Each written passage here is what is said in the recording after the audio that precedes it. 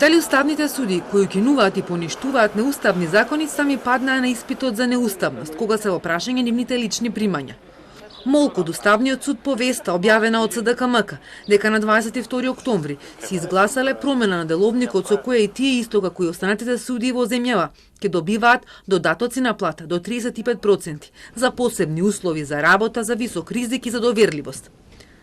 Претседателот на Уставниот суд, Сали Мурати, денеска не одговори на нашите повици и поставените прашања. Антикорупцијска ќе го испитува случајот со надоместоците на уставните суди.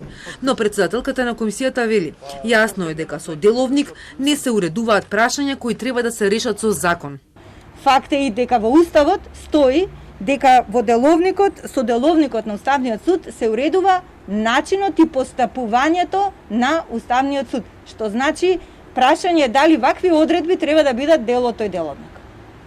Значи, со деловникот се уредува начинот на постапувањето со нивните предмети, а не се уредуваат правата за овие што ги кажуваме за посебен додаток и така натаму. Уставниот суд работи по деловник од 92 и потребен е закон, вели Ивановска.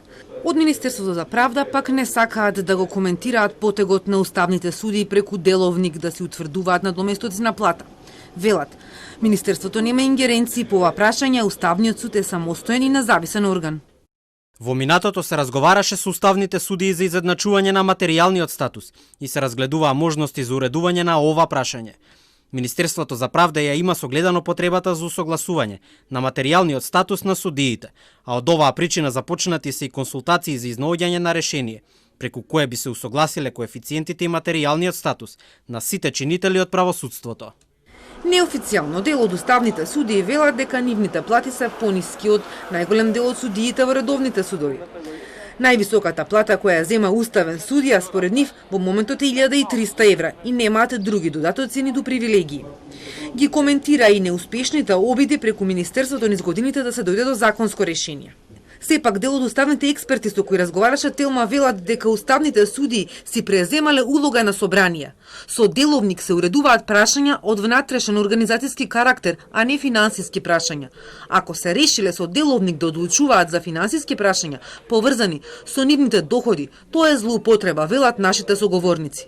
Дополнително, според експертите се отвара и прашањето дали уставните судии треба да се споредуваат со останатите судии во земјава. Ова е втор пат годинава како уставните судии со одлуки за сопствените плати предизвикуваат бурни реакции во јавноста. На почетокот на пандемијата, уставениот тур на владината уредба со која и на судиите како и на останатите функционери требаше 3 месеци да им се крати плата, за да биде донирана во солидарниот фонд за COVID-19. Утврдија дека тоа е незаконски, а потоа само 1 месец доброволно донираа средства.